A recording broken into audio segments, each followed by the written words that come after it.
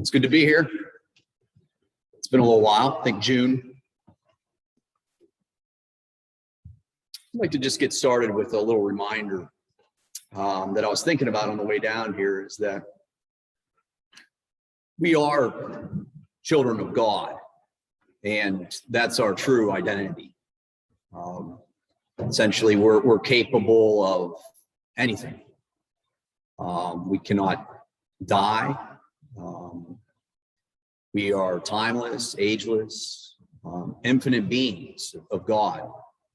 Not necessarily as we see ourselves now as bodies. That can't be true, because the body, of course, it dies and it gets sick and gets tired. So, but ultimately our reality is the child of God, and we share in this together. We share in this dynamic reality. And it's good to remind ourselves of that on occasion and just kind of lean into that truth, even if it's just conceptual at the time. Maybe an intellectual thing, may not be feeling that at all, but just occasionally step back and remind ourselves of who we really are as God created us.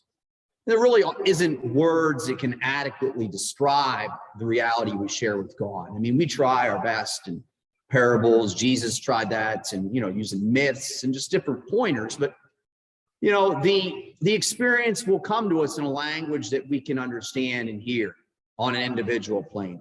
And then that feeling of peace and love that's accompanied by that experience is universal, and it's shared with everyone. This oneness. The Course in Miracles talks about it, that a universal theology is impossible, but a universal experience is necessary. So there really isn't like a language, like of words that we can use to share this with everyone, but there is the universal experience. And so that's what's really the meat and potatoes, the gems, the jewels, the goal of unity, the goal of all the great religions is to remind us of who we really are, and to return home. We use all these different modalities to remember that, but at its core, that's what we're looking to do. And that reality that we share with God is totally different than this world. It doesn't change. So the theme I read is that change is the one and only constant, which is true here on earth, because this earth plane is essentially the opposite of heaven. So everything here is constantly changing. And that's how we know we're here on earth, is because we're always seeing things change. When we're more into the eternal, it's like we're just going with the flow. If things seem to be changing here, it doesn't matter, because we're listening to the truth. We're listening to God, which doesn't change.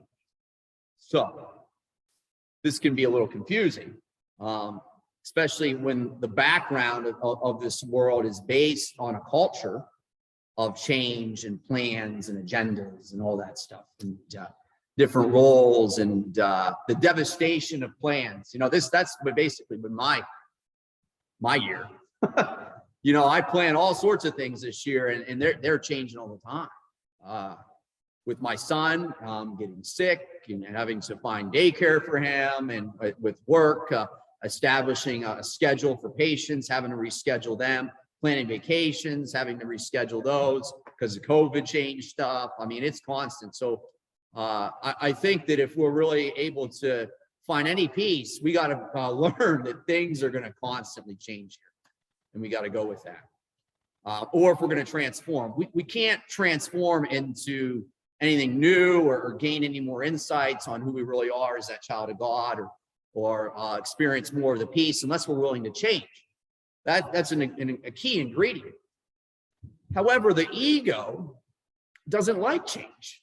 So that's the issue here, is the ego wants to set everything up in a certain way and control everything. And once it does that, it feels like it's reached a state of peace and contentment. And it may even convince us of that. You have enough money in the bank account, you got everything set up through your healthcare plan, you got, all your children and your family. It seems to be sustained by, resources. So you feel like you're doing well, your health's okay. Everything's just as you like it. But just wait till tomorrow, things shift. And if it's not tomorrow, maybe it's next year. And at the same time, I hear this from a lot of people. They want things to change for them. They want to experience more peace, more love, more joy, more health. And so they pray for that. But what needs to happen for that is that the inner workings of your psychological mind need to be dismantled for you to experience those things. So the prayer itself may call upon things in your life to change. You might get in different roles. You might have different responsibilities when you're saying those prayers, but the ego doesn't like that. So there's this conflict going on sometimes inside us with our prayer life and what's actually happening.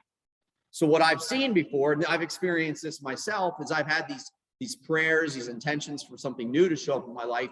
And because I won't allow it, something happens, some suffering occurs. So it seems as if it's forced upon me, but it's really not. It's something I asked for. I prayed for it because I can't hear it any other way. I wasn't willing to listen to the whisper, so I had to wait for the brick. So, maybe I get sick or something. So that teaches me to slow down. That teaches me to find more meaning in a relationship. What's more important is the relationship and the support of friends and family than my other agendas I had going on, because I was so preoccupied with other external happenings. And I wasn't learning that way. So there's different ways of learning here. And we can go an easier, softer way by pausing and listening to spirits and reminding ourselves that we're the child of God, that we're the peace of God, we're that love, that light. Or we can learn by trying to create plans and trying to maintain the plans, trying to not have changes occur, keep things as is, and try to sustain that. And that's a lot of work. But there's a lot of the planet that's doing that, that's wanting to just control everything. That's the ego's way of maintaining peace. And I think it's good to know that from time to time, is that the ego has a plan for maintaining peace. Keep things as is. Status quo. And continue to do that and use the past as an example for maintaining the future. So you don't ever enter the present moment by the ego's workings. And the Course in Miracles talks about that in a bunch of different ways. And I may read a little bit about that. But all the great religions talk about the need to just let go and let God, and to learn to trust in the plans that are given to you by God. Now, that might be misleading, like God has a plan for you. It's not necessarily like something mapped out in the external world. The plan is some sort of language or experience that the language is interpreted into an experience in your heart and soul that you join with God in. And it's manifested in your world on an individual plane. It's highly individualized, and it's given to you. It's a stillness, a peace, to act out and to create something good. God is good, omnipotent. It's going to give you something that's going to be helpful for you. And it's not necessarily you getting like more money, or you meeting someone different, like having a different partner or a different job or anything like that. That might be part of it. It's more about listening to what you're being given. That's the plan that God has for you, is to have you listen and to lean more into your real home, your real reality you share with God. Because that's what it's all about. No matter what's happening in the world, we have a COVID pandemic, we have, disasters, we have devastation, death, sickness. That's all going to continue. It's good while we're here on earth. That's just, this place is about all that stuff. So it's more about learning that the meditation, you're okay right now because you share a reality with God, and you are not a body. You're the son of God, and you can't die. You're an eternal being. That's the real truth.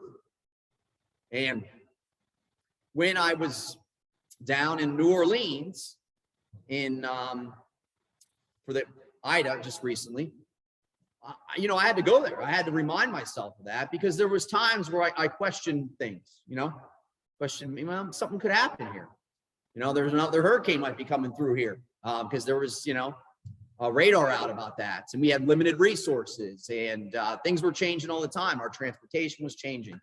You know, we went to Walmart one night to get food, and we were told it was open. We get there, it's closed. I went to go do laundry one day at the facility at the VA, and it's outside as a station they brought in, and it wasn't working. And it wasn't working for a long time, so I had to improvise and do other things. And so at those times, it's like, I just got to go within and just trust in God.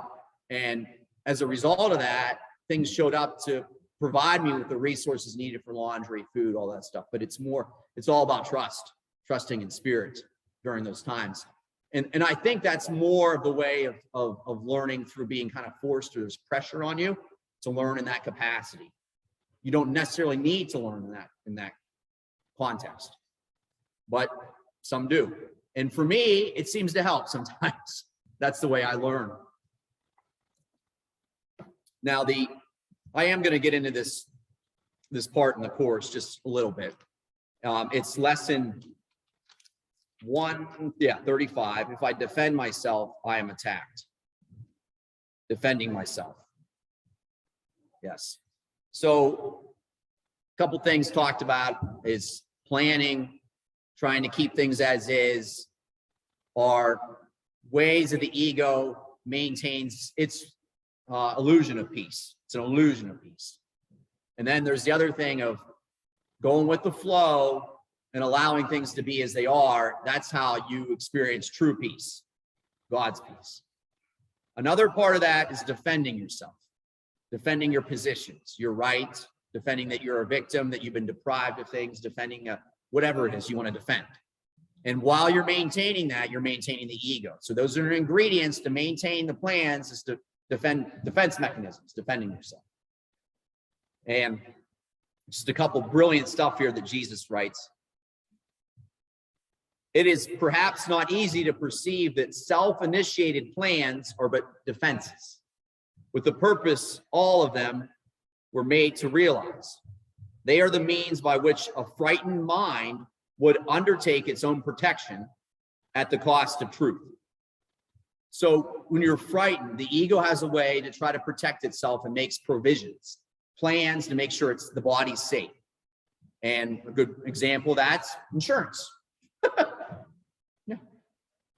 Having more money in the bank account and believing those things keep you safe. I'm not saying not to get insurance, not to have more money in the bank account, it's fine. But to believe that those things are going to protect you and save is an illusion, because they won't. You know, a lot of people in that hurricane, they have insurance. Well, they're not paying for their homes right now. So they're not getting that insurance. And they have to go through a bunch of different hoops and stuff like that with FEMA and all that and other things. And who knows if they will. So you can't rely on these things.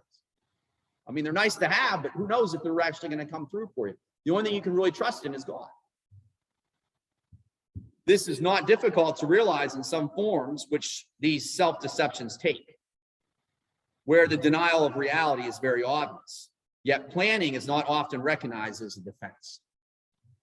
And so that's something that, you know, we may want to explore, is where am I planning for my provisions so I feel that I'm going to be safe if I set things up, and to look at those, the illusion of it, the folly of it all, and learn that, you know, the only way I'm really going to be happy and feel safe is to remember that I'm a child of God, no matter what, no matter what's happening, no matter what's going on in my life, no matter if my relationships are falling apart, no matter if I'm happy, even if I'm getting everything great, and to start think that I did something right to get everything great, you know.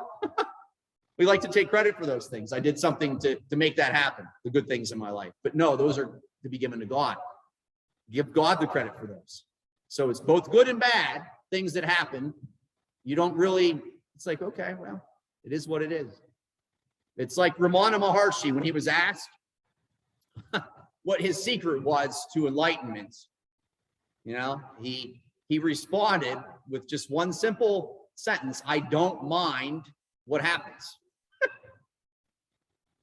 That's it. Whatever happens, I don't mind. Whether it's great, whether it's tragic, whatever. No. Don't. If you make the plans, don't plan the outcome.